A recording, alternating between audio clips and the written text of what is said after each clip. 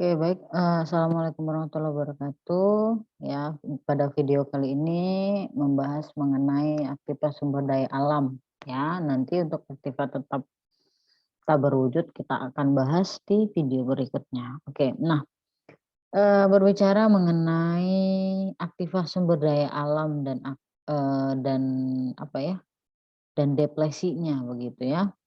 Nah, seperti yang sebelumnya kita sudah membahas ya mengenai aktivitas tetap berwujud dan segala tentang akuntansinya. Nah, eee, kalau aktiva sumber alam ini adalah aktiva yang memang benar-benar berasal dari alam, artinya manusia itu nggak bisa buat gitu, tetapi hanya bisa mengolah. Dan aktiva ini pun disusutkan sebagaimana aktiva tetap berwujud. Nah, istilahnya itu namanya deplesi. Nah, jadi nanti dalam pembahasan aktiva sumber alam ini, eee, kita kalian ya dianggap sudah mengenal yang namanya istilah eksploitasi dan eksplorasi, gitu ya. Nah, kalau misalnya berbicara mengenai aktivitas tetap tak berwujud ya, di video berikutnya pasti sudah pernah ya ketika kita, mempelajari mata kuliah pengantar akuntansi satu ya, ini enggak asing banget. Nah, cuma kali ini kita akan membahas mengenai aktiva sumber daya alam dan depresinya. Oke, eee, baik. Yang pertama sekali yang kita akan bahas itu adalah mengenai pengertiannya, ya, mengenai pengertian dari sumber alam itu, ya. Kita sudah mempelajari ya aktiva tetap berwujud ya pada sebelumnya begitu ya. Nah, eee, dan juga kita sudah tahu ya bagaimana, eee, pencatatannya seperti itu ya, dan aktiva tetap berwujud itu pun harus disusutkan. Nah, istilahnya itu dikenal dengan depresiasi. Nah, cuma pada video kali ini kita akan melihat satu jenis aktiva lain lagi begitu ya. Apa itu? Aktiva sumber alam. Ketika kita ya mungkin pernah melihat atau memperhatikan ataupun mendengar ya berita mengenai minyak bumi ya, dan ada kekhawatiran bahwa minyak bumi itu akan habis begitu ya. Kenapa? Ya itu wajar ya, karena apa? Memang lambat laun itu minyak bumi itu akan habis begitu. Kenapa akan habis ya? Karena memang orang itu ya nggak mampu membuatnya sendiri begitu. Ya jadi minyak itu dihasilkan dari alam, ya dari perut bumi. Nah, jadi itu merupakan hasil dari proses alam. Ya jadi dengan demikian kita juga sulit, untuk membuat yang namanya minyak. Nah bahkan, sampai sekarang pengganti minyak saja itu masih dalam proses penelitian. Ya jadi intinya minyak itu hanya dapat diproses di alam gitu, itu melalui proses alam begitu. Nah, hal yang serupa ketika kita perhatikan batu bara, emas, intan, ya dan lain sebagainya, ini adalah sumber alam yang tidak dapat diperbarui. Nah, ketika kita bandingkan sama kendaraan, ya ketika kendaraan itu rusak, kita bisa beli lagi, ya. Tapi kalau batu bara, ya itu lama-kelamaan itu akan habis dan tidak bisa diganti. Ya, bayangkan ketika ada sebuah perusahaan tambang batu bara, ya, tambang tersebut pasti suatu waktu akan habis kan begitu ya. Dan memang ya tidak dapat diperbarui lagi. Nah, jadi ya minyak, batu bara, emas ya, intan dan lain segalanya, yaitu merupakan aktivitas sumber alam atau wasting aset. Nah, dengan demikian kita bisa menyimpulkan bahwa aktiva sumber alam itu atau wasting asset itu merupakan aktif yang bersifat apa? Yang pertama itu semakin berkurang atau habis karena pengembangan atau pengembalian secara langsung.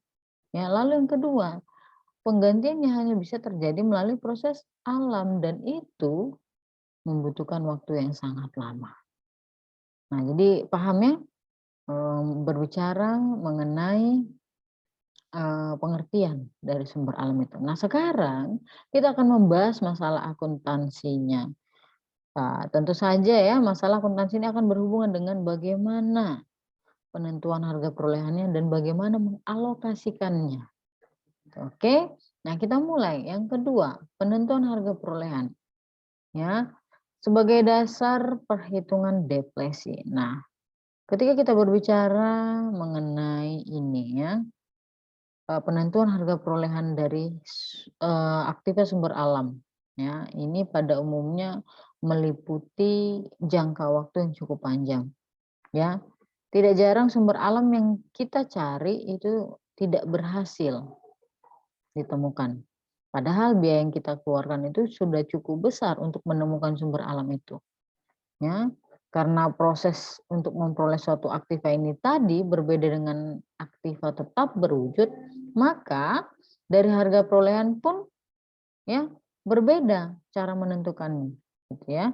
Jadi dalam usaha memperoleh aktiva sumber alam, ya biaya-biaya itu tadi dikelompokkan menjadi beberapa. Yang pertama biaya perolehan, ya biaya perolehan pemilikan atau hak penambangan atau pengambilan sumber alam. Yang kedua, biaya eksplorasi.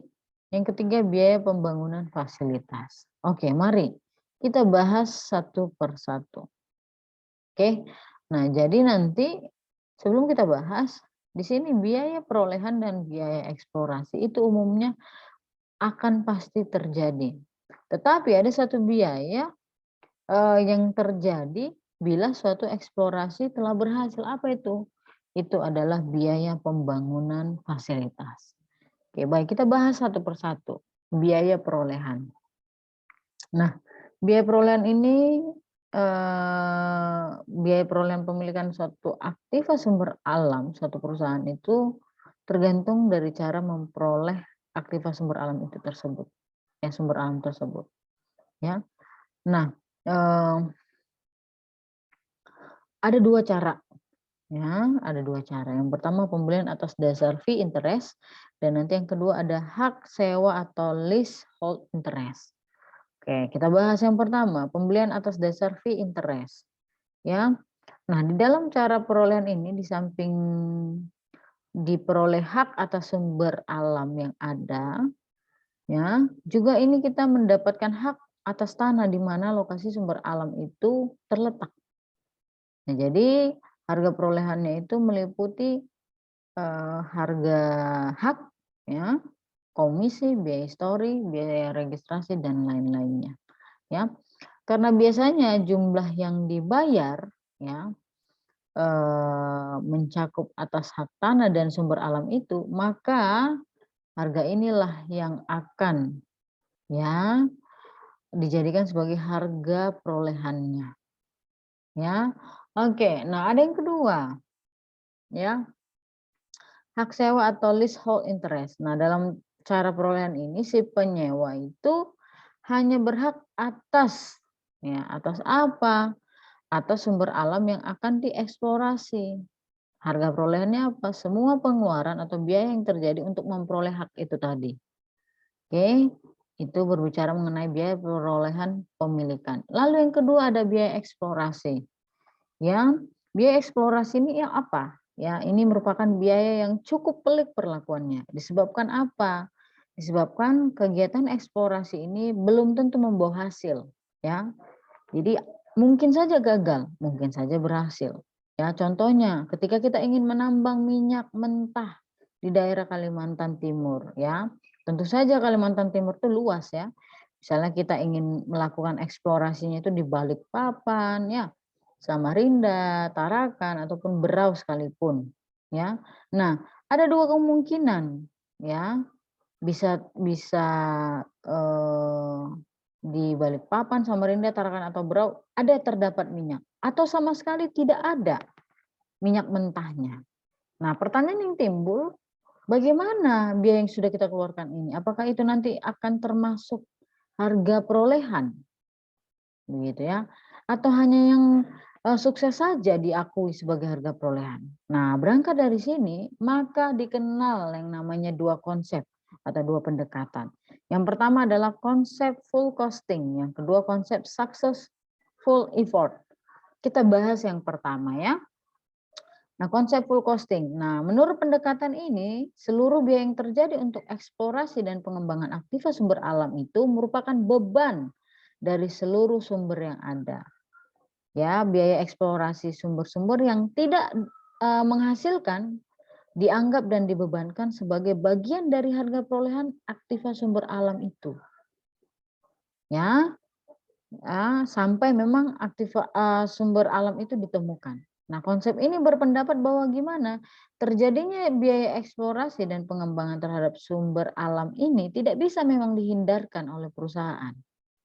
Ya, karena memang itu semua dikeluarkan untuk usaha mendapatkan sumber alam itu tadi. Dengan demikian, ya tidak ada alasan untuk menghindari ya menghindari diri dari kenyataan apakah memang kegiatan eksplorasi itu akan diperoleh sumber-sumber yang produktif atau tidak. Jadi sangat wajar jika mengkapitalisasikan biaya eksplorasi itu ya tanpa kita lihat apakah memang ada sumber di situ ya. Nah, jadi oleh karena itu ya konsep ini menganggap bahwa seluruh biaya eksplorasi dikapitalisasikan, maka perusahaan yang menggunakan konsep ini tidak dibenarkan untuk mengakui apa? Kerugian atas biaya eksplorasi suatu sumber alam yang gagal bila dari kegiatan serupa diperoleh sumber lain yang produktif. Ya. Oke, jadi tidak dibenarkan. Oke, yang kedua, konsep successful effort. Nah, ini menurut pendekatan ini hanya biaya eksplorasi yang berhasil saja yang dikapitalisasi dengan harga perolehan dari aktiva sumber alam yang bersangkutan. Nah, biaya eksplorasi yang tidak menghasilkan dibebankan sebagai biaya periodik. Nah, konsep ini mengaitkan dengan konsep ini mengaitkan biaya yang terjadi dengan pendapatan-pendapatan yang akan diperoleh setepat-tepatnya dalam kegiatan eksplorasi alam. Nah, jadi nanti biaya eksplorasi yang tidak menghasilkan tidak dibenarkan untuk ditangguhkan pembebanannya. Ya. Nah, nanti resiko akan adanya kemungkinan nilai buku aktiva sumber alam yang melampaui nilai kandungan sumber alam tersebut dapat diperkecil. Nah, dengan konsep ini, ya manajemen dapat mengikuti dan mengatur besarnya prestasi untuk setiap sumber secara individual. Karena apa? Karena konsep ini menggambarkan biaya historis yang sesungguhnya dari masing-masing sumber alam. Lalu yang ketiga ada biaya pembangunan fasilitas. Ini adalah biaya-biaya ya yang dikeluarkan untuk kegiatan dan pembuatan sarana sebelum eksploitasi dimulai. Misalnya biaya untuk pembuatan sumur, ya, terowongan, alat-alat produksi dan lain-lainnya. Nah, biaya pembangunan fasilitas ini dibedakan menjadi dua kelompok. Yang pertama tangible, yang kedua intangible development cost. Ya, tangible dan intangible development cost. Nah, kita bahas yang pertama. Ya. Nah, kalau tangible ini termasuk dalam kelompok berbagai mesin ya. Peralatan yang diperlukan untuk mengelola sumber alam yang dimiliki sampai memang siap diproduksi dan dikirim ataupun dijual. Nah, dalam pengertian ini ya alat-alat perlengkapan ya begitu. Nah, lalu kalau kita lihat alat perlengkapan itu sama dengan aktiva tetap berwujud. Ya. Nah, maka dari itu perlakuannya juga sama dengan aktiva tetap berwujud. Maka biaya ini bukan merupakan bagian dari harga perolehan. Nah, itu perlu dipahami ya. Nah, lalu intangible. Nah, ini adalah kelompok biaya pengeboran, pembuatan terowongan, sumur, dan lain sebagainya. Yang mana ini tidak memiliki karakteristik ya atau tidak dapat digolongkan sebagai tangible, namun memang ini diperlukan dalam proses sumber alam yang dimiliki tadi. Nah, jadi intangible ini merupakan bagian dari harga perolehan dari aktivitas sumber alam. Nah, jadi ini merupakan subjek dari depresi.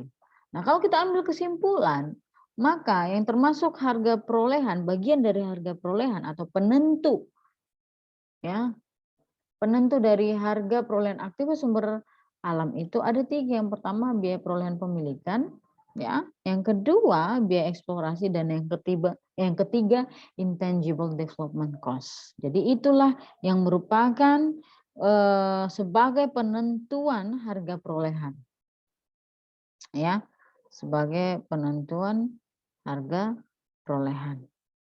Oke. Baik, yang ketiga kita akan membahas mengenai perhitungan dan pencatatannya, ya, pencatatan si depresi. Ya, kita bahas yang pertama mengenai tarif dulu, ya. Seperti yang kita ketahui bahwa depresi itu istilah penyusutan untuk aktivitas sumber alam. Ya, penyusutan itu adalah proses berkurangnya manfaat ekonomis suatu aktivitas tetap selama penggunaannya. Depresi dapat pula didefinisikan, ya, sebagai proses alokasi dari harga perolehan aktivitas sumber alam ke periode-periode akuntansi yang menikmati hasil aktivitas sumber alam tersebut. Sebagaimana halnya pada aktivitas tetap berwujud, ya. Nah, sumber alam sebenarnya dapat disusutkan dengan metode satuan unit output yang dihasilkan. Ya, artinya ketika kita ingin mengetahui itu, maka kita harus hitung dulu tarif depresi per satuan output yang dihasilkan sebelum kita memang menghitung jumlah atau besarnya beban penyusutan atau depresinya. Nah, ada 3 faktor yang mempengaruhi, yang menentukan besarnya tarif depresi itu. Yang pertama apa? Harga perolehan. Yang kedua taksiran nilai residu. Ya, nilai residu siapa? Tanah di mana sumber itu berada. Ya, bila sumber alam sudah dieksploitasi. Dan yang ketiga taksiran kandung sumber alam yang secara ekonomis dapat dieksploitasi. Oke. Nah, bagaimana ya kalau misalnya ketiga faktor ini tadi sudah ditentukan, maka kita akan bisa menghitung yang namanya tarif depresinya. Rumusnya seperti apa? Harga perolehan dikurang taksiran nilai residu per taksiran kandungan. Ya, maka nanti besarnya biaya depresi untuk satu periode akuntansi dihitung dengan rumus apa? Tarifnya tadi dikali kandungan. Ya, kandungan sumber alam yang dieksploitasi untuk periode yang bersangkutan. Oke? Nah, lalu kita lihat juga ada perhitungan depresi dengan tarif tunggal. Kita lihat. Nah, pada cara ini ya berarti tarif depresinya itu hanya ada satu, yaitu tarif yang dihasilkan dari hasil bagi seluruh harga perolehan aktivitas sumber alam. Ya, dengan taksiran kandungan aktivitas sumber alam yang bersangkutan. Ya, contohnya seperti apa? Ada PT tambang ya mendapat hak eksplorasi minyak seluas 100 hektar di daerah Kalimantan Timur. Haknya biayanya 55, terus untuk eksplorasi 100 juta, intangible-nya itu 850, tanah bekas eksploitasi bila tambang telah habis diperkirakan nilainya 5 juta. Nilai residunya ini kan, kandungan minyaknya 1 juta barel. Minyak ditaksir akan ditambah 5 tahun ke depan dengan rencana tahun pertama ditambang 10% saja dulu gitu. Nah, dibilangnya. Nah, lalu bagaimana? Ya, kita harus lihat tarif per barelnya. Bagaimana caranya? 55 juta ya. Harga perolehannya mana-mana saja 55 juta tambah 100.000 tambah 850 juta. Ya, 55 juta tambah 100 juta tambah 850 juta dikurang nilai residunya berapa? 5 juta per kandungannya berapa? 1 juta barel. Maka dapatlah dia 1.000. Ya, jadi tarif tunggal ini biasanya ya diterapkan bila biaya perolehan pemilikan jumlahnya yang relatif kecil. Ya. Oke, lalu bagaimana dengan tarif deflasi yang berbeda-beda untuk setiap komponen? Ya, untuk setiap komponen harga perolehan aktiva sumber alam. Nah, contohnya ada kalanya ya suatu aktiva sumber alam itu ditaksir mengandung sebesar X unit. Misalnya 10.000 juta barel belum dikembangkan atau disiapkan fasilitasnya secara keseluruhan. Ya, sebagai contoh dari 10.000 juta barel minyak mentah tadi, ya baru dikembangkan 75%, baru dieksploitasi. Ya, karena memang pengembangan sumber alamnya itu memang baru mencapai 75%. Maka intangible yang dikeluarkan oleh perusahaan untuk eksploitasi tadi itu ya 75% juga gitu. Artinya 75% dari 10.000, 7.500 juta. Nah, oleh sebab itu deflasi terhadap harga perolehan aktiva sumber alam itu memiliki lebih dari satu tarif, yaitu tarif deflasi untuk biaya harga perolehan pemilikan sama biaya eksploitasi untuk intangible ya, intangible-nya ya. Mari kita lihat contohnya. Nah, di sini ada PT Tambang Emas memperoleh sebidang tanah yang di dalamnya ada dengan biaya perolehan 3 miliar ya. Kandungan emasnya katanya 300 kilogram ya. Nilai tanah bila habis ya dieksploitasi ditaksir itu 300 juta ya. Untuk tahap pertama telah disiapkan untuk ditambang tuh 80% dari kandungannya. Intangible cost-nya itu 1,2 M. Untuk penambangan tahap pertama memakan waktu 3 tahun atau 3 periode akuntansi. Ya, tahun pertama ditambang sebanyak 100 kilogram emas. Ya, jadi nanti terlebih dahulu kita ya menghitung tarif deflasi, yaitu untuk tarif per kilogram biaya perolehannya sama per kilogram intangible. Nah, oke, kita hitung untuk yang pertama harga perolehannya, biaya perolehan sorry ya. Tarif per kilogram biaya perolehannya berarti 3 miliar dikurang 300 juta per 300 kilogram. Kali Rp1 boleh ya? 9 juta. Nah, lalu untuk tarif per kilogram intangible-nya bagaimana? 1,2 M dikurang 0 dibagi dengan 80%. Tadi cuma 80%. Ya, 80% dikali dengan 300 juta. Maka dapat hasilnya itu 5 juta. Maka deflasi tahun pertama seperti apa? Tadi diperkirakan tahun pertama berapa? 100 kilogram. Nah, dikalikan dengan total. Ya, total tarif per kilogram biaya perolehan dan per kilogram intangible-nya tadi. Ya, 9 juta tambah 5 juta. Maka dapatlah hasilnya 1,4 miliar. Oke, lalu bagaimana pencatatannya? Ya, setelah kita bisa menentukan tarifnya, ya, maka kita akan bisa menentukan beban deflasinya tiap periode akuntansinya. Lalu beban itulah nanti yang akan dicatat pada akhir periode. Nah, pencatatan deflasi ini ya untuk apa sebenarnya? Untuk mempertemukan ya, mematchingkan antara biaya dengan pendapatan yang setepat mungkin. Contohnya, ketika kita menggunakan contoh sebelumnya, bagaimana jurnalnya? Gampang. Ya, jurnal untuk mencatat deflasi sumber alamnya bagaimana yang 1,4 M itu? Biaya deflasi sumber alam pada akumulasi deflasi sumber alam 1,4 miliar. Itu ya. Nah, lalu kita bahas mengenai perubahan tarif deflasi. Ya. Nah, kita sudah mengetahui dan dapat menghitung tarifnya. Ya bahwa tarif ya ada 3 faktor yang mempengaruhi tarif tadi kan. Ya, sudah tahu kita. Nah, persoalannya apa? Dari ketiga faktor itu ada 2 faktor yang mengandung taksiran, ya. Maknanya apa? Sehebat apapun si orang yang menaksir itu tetap ada resiko kesalahan dalam menaksir, ya. Nah, dengan demikian adanya kemungkinan salah taksir dalam penentuan besarnya jumlah kandungan sumber alam itu dan nilai residunya. Ya itu tadi kan yang sifatnya ditaksir. Nah, kesalahan taksiran nilai residu itu relatif lebih kecil dibandingkan dengan kesalahan taksiran jumlah kandungan sumber alam. Oleh sebab itu, ya penekanan selanjutnya hanya pada kesalahan taksiran kandungan sumber alam saja nanti yang kita bahas di sini. Ya, kesalahan taksiran kandungan bila terjadi akan berakibat kesalahan dalam penentuan tarif depresi.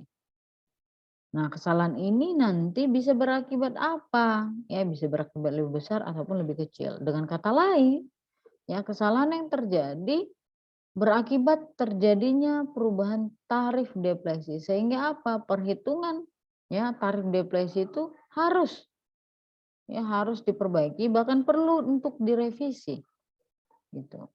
Nah, dalam hubungannya dengan perubahan tarif depresi ada dua alternatif perlakuan ya ketika ada perubahan tarif. Yang pertama revisi yang dilakukan untuk periode yang akan datang. Yang kedua revisi diberlakukan sejak permulaan. Ya, mari kita lihat contohnya. Nah, dari contoh sebelumnya ya misalnya pada permulaan tahun kedua diketahui bahwa setelah tahun pertama ditambang 100 kilogram. Diperkirakan sisanya masih 350 kilogram. Pada tahun kedua ya ditambang 150 kilogram. Dari persoalan tersebut, jika revisi hanya untuk periode yang akan datang, maka tarif depresinya seperti apa? 3 miliar dikurang 1,4 dikurang 300 juta per 350 kilogram. Maka nanti hasilnya 3,7 sekian. Sehingga nanti pada tahun kedua depresinya berapa? 150 dikali 3,7 sekian. 557 juta sekian. Ya. Nah, bila ya. Nah, tadi ini untuk periode yang akan datang. Ya kan? Nah, kalau misalnya revisinya itu berlaku sejak awal tahun pertama, bagaimana tarif depresinya? 3 miliar ya dikurang 300 juta per 100 ditambah 350 kilogram. Maka hasil nanti 6 juta per kilogram. Nah, maka kita hitung beban depresinya untuk tahun pertama dan kedua. Tahun pertama tadi 100 juta dikali 6 juta. 600 dan tahun kedua itu 150 kali 6 juta 900 juta. Maka dari sini kita lihat beban depresi biaya pemilikan terlalu besar. Ya. Terlalu besar. Oke. Terlalu besar berapa? 300 juta. Dari mana? 900 dikurang 600. Nah, jurnalnya bagaimana? Akumulasi depresi pada koreksi laba tahun lalu 300 juta. Ini untuk mencatat koreksi tahun lalu di tahun pertama. Lalu untuk mencatat tahun sekarang atau tahun kedua depresi pada akumulasi depresi. Nilainya berapa? 900 juta rupiah. Lalu yang terakhir kita membahas masalah depresi dan depresiasi ya. Memang ya keduanya itu adalah alokasi dari harga perolehan kan begitu ya. Namun ada aja perbedaan di antara keduanya. Apa itu? Yang pertama, depresi itu merupakan perwujudan berkurangnya kuantitas kandungan aktiva sumber alam. Sedangkan depresiasi merupakan pengakuan atas berkurangnya manfaat potensial dari aktiva tetap. Lalu yang kedua, depresi diakui sebagai harga pokok bahan yang secara langsung akan membentuk produk jadi pada industri pengolahan sumber alam. Nah, sedangkan kalau depresiasi ini alokasi harga perolehan aktiva tetap yang dialokasikan ke produk jadi dengan tiadanya bagian dari aktiva tetap secara fisik ya yang membentuk produk jadi itu tadi ya.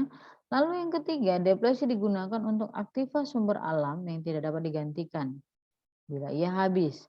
Sedangkan depresiasi menyangkut aktivitas tetap yang pada umumnya dapat diganti bila umur ya pemakaiannya habis.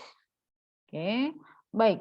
Nah, itu untuk pembahasan ya mengenai aktivitas sumber alam dan depresinya. Nanti di video berikutnya Ibu akan bahas mengenai ya aktivitas tetap tak berwujud. Oke, Ibu akhiri. Assalamualaikum warahmatullahi wabarakatuh. Dan salam sejahtera untuk kita semua.